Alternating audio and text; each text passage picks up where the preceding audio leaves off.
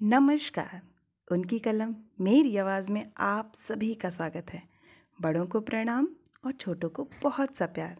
चलिए सुनते हैं कहानी सरस्वती पाठशाला, जिसे लिखा है डॉक्टर रामविलास शर्मा जी ने। झांसी के मोहल्ले बहुत दूर दूर बसे हुए थे। शहर, सीपरी बाजार और सदर। झांसी का मुख्य और सबसे बड़ा मोहल्ला सदर है। किले से लगा हुआ यही पुराना शहर है। इसी में झांसी का सबसे बड़ा बाजार है। सदर फौजी छावनी से लगा हुआ मोहल्ला है। इससे 2 मील के फासले पर स्टेशन और सीपरी बाजार है। इन तीनों मोहल्लों से दूर थी हमारी सरस्वती पाठशाला।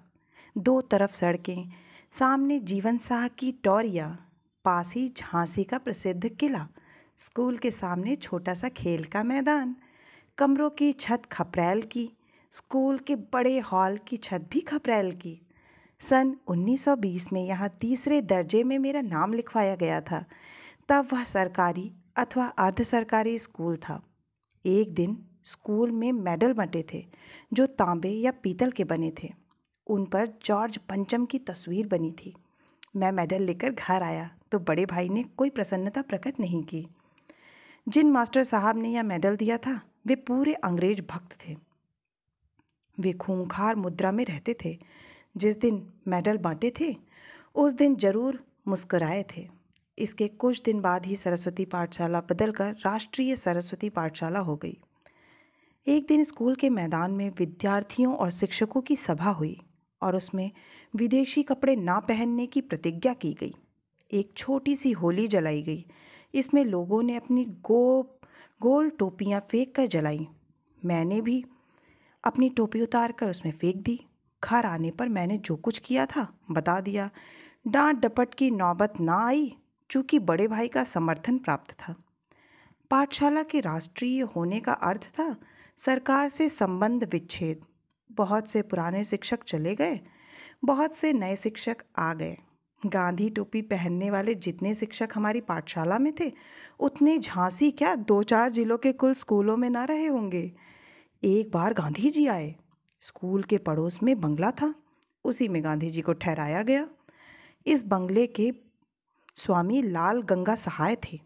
इन्हीं के यहाँ मेरे पिता मुनीम थे। लाला गंगा सहाय अंग्रेज भक्त ठेकेदार थे। राय बहादुरी का खिताब भी उन्हें मिला था। वे सदर में रहते थे।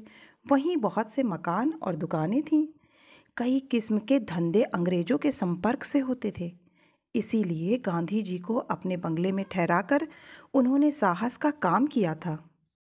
विद्यार्थी लाइन लगाकर गांधी जी के सामने से धीरे धीरे निकलते और उनके दर्शन करते जाते थे। वह ज़मीन पर दरी बिछाए बैठे थे। जहाँ तक मुझे स्मरण है उनके सिर पर गांधी टोपी नहीं थी, वे पगड़ी पहने हुए थे। शाम को शहर में उनका भाषण था। पिताजी मुझे ले गए। हम लोग मंच के बहुत करीब थे। गांधी जी ने बोलना शुरू किया तो लोगों को सुनाई न दिया। पीछे वालों ने जोर लगाया। भीड़ बेकाबू हो गई। पिताजी ने उठाकर मुझे कंधे पर बिठा लिया, वरना कुचला गया होता।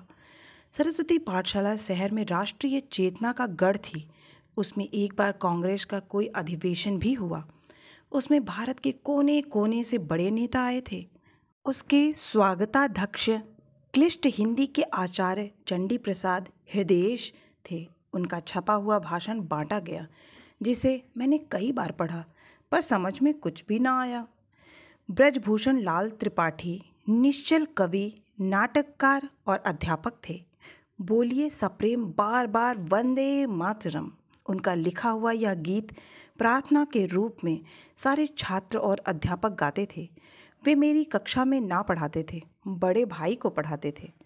त्रिपाठी जी ने आगे चलकर 10वें दर्जे में मुझे रामचरितमानस का अध्याय कांड पढ़ाया था। करुणा से अवरुद्ध कंठ, आंखें छलछलाई हुई, घनी मूछों में ओंठ कुछ कहने का विफल प्रयास करते हुए। लगता था त्रिपाठी जी स्कूल के कमरे में नहीं हैं, तुलसीदास के साथ भरत और कौशल्या का साक्षात दर्शन कर रहे हैं। सरस्वती पाठशाला के एक अन्य अध्यापक रुद्र नारायण जी के बारे में महान उपन्यासकार वृंदावन लाल वर्मा जी लिख चुके हैं। चंद्रशेखर आजाद के परम मित्र भगवान दास, माहौर और सदाशिव राव जैसे क्रांतिकारियों के शिक्षक पंजा लड़ाने में आचार्य, नाटे कद लेकिन लंबी नुकीली नाक वाले मास्टर रुद्र नारायण हमें ड्राइंग पढ़ाते थे। उन्होंने रेखाओं से निराकार कला का अभ्यास ना कराकर सीधे मनुष्य की आकृति के चित्र बनाना सिखाया। स्कूल के पास अच्छी काली मिट्टी थी, उसे हम लोग खोद लाते थे और वे हमें मूर्तियाँ बनाना सिखाते थे। हॉल के फर्श पर बैठकर हम लोग मूर्तियाँ बनाते थे और दीवारों पर टंगी हुई राष्ट्रीय नेताओं की तस्वीरें देखते जाते थे। इसमें से कुछ या अधिकांश मास्टर रुद्र नारायण की बनाई हुई थी। मास्टर साहब खेल कूद में बराबर साथ रहते थे। वैसे पढ़ने लिखने और खेल कूद में मुझे कोई विशेष अंतर न मालूम होता था। राष्ट्रीयता की लहर ने छात्रों और अध्यापकों के संबंध एकदम बदल दिए थे। अनुशासन की समस्या जैसी कोई चीज़ ही न रह गई थी। मास्टर रुद्र नारायण सामने जीवन साह की टोरिया पर दौड़कर चढ़ना सिखाते थे। कलाई पंजा लड़ाने की शिक्षा देते थे। उनकी उंगलियां छोटी किंतु बेहद सख्त थीं। मैंने बाद में भी अनेक बार उनसे पंजा लड़ाया है। मालूम होता था फौलादी सिकंजे में हाथ फंस गया है। एक दिन मास्टर रुद्र नारायण मेरी बनाई हुई मिट्टी की एक मूर्ति देखकर बोले, तुम तो अभी से इतनी अच्छी मूर्ति बनाते हो, मालूम होता है कुछ दिन में हमसे भी अच्छी बनाने लगोगे। मैंने कहा, ऐसा कभी ना होगा। उन्होंने नहरन से किसी मूर्ति को कुरेद कर ठीक करते हुए पूछा, क्यों? मैंने उनकी चमकती हुई आंखों की तरफ देखकर कहा, प्रशंसा सुनकर मुझे अभिमान हो जाएगा। मैं घटिया मूर्तियां बनाने लगूंगा, आप फिर भी बढ़िया बनाते रहेंगे। मास्टर रुद्र नारायण ने वह घटना कई लोगों को खूब हंसते हुए सुनाई। उनकी वजह से मास्टर शब्द मेरे लिए मित्र का पर्यायवाची हो गया था। उनका घर एक म्यूज़ियम ही था जिसमें तरह तरह के चित्रों, मूर्तियों आदि की भरमार थी। मास्टर स्वरूपनाथ हमें अंग्रेज़ी पढ़ाते थे। कद में बहुत ही नाटे किंतु पढ़ाने में अत्यंत कुशल। उनकी लिखावट बहुत ही सुंदर होती थी। मैंने उन्हें विद्यार्थियों को झिड़कते देखा हो, इसकी याद नहीं। वे सरस्वती पाठशाला छोड़कर मैकडलन हाई स्कूल चले गए। जिस दिन स्कूल छोड़ रहे थे, लड़कों के मन बहुत उदास थे। लड़कों ने उनसे कहा, आप दूसरे स्कूल में मत जाइए। उन्होंने बड़े प्यार से सबको समझाया कि उन्हें मजबूर होकर दूसरे स्कूल में जाना पड़ रहा है।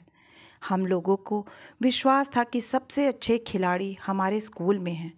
हर नारायण और गंगाधर जहाँ गेंद फेंकने वाले हों, वहाँ किसी भी टीम का जीतना दुश्वार था। हर नारायण शहर के सबसे तेज़ दौड़ने वालों में से थे। गेंद फेंकने के पहले सिर्फ 3 डग दौड़ते थे और इतने ज़ोर से फेंकते थे कि खेलने वाला अजनबी होने पर अचकचा जाता था। गंगाधर धीरे फेंकते थे, लेकिन खिलाड़ी के पैर के पास गेंद तिरछी होकर विकेट से टकरा जाती थी। लहीम सहीम आकार वाले भीम प्रताप सिंह यथा नाम तथा गुण फुटबॉल के बहुत अच्छे खिलाड़ी थे। सदर बाजार से सरस्वती पाठशाला दूर थी, करीब मील भर। सड़क का रास्ता ज़्यादा लंबा था। किले के पास पहाड़ी के ऊपर से कच्ची पगडंडी वाला रास्ता कुछ छोटा था। मैं अक्सर नंगे पैर स्कूल जाता था। झांसी की बजरी भी पैरों को प्रिय लगती थी। स्कूल के ध्यान में रास्ता मालूम ही ना होता था। संभवतः सरस्वती पाठशाला की आर्थिक स्थिति अच्छी ना थी।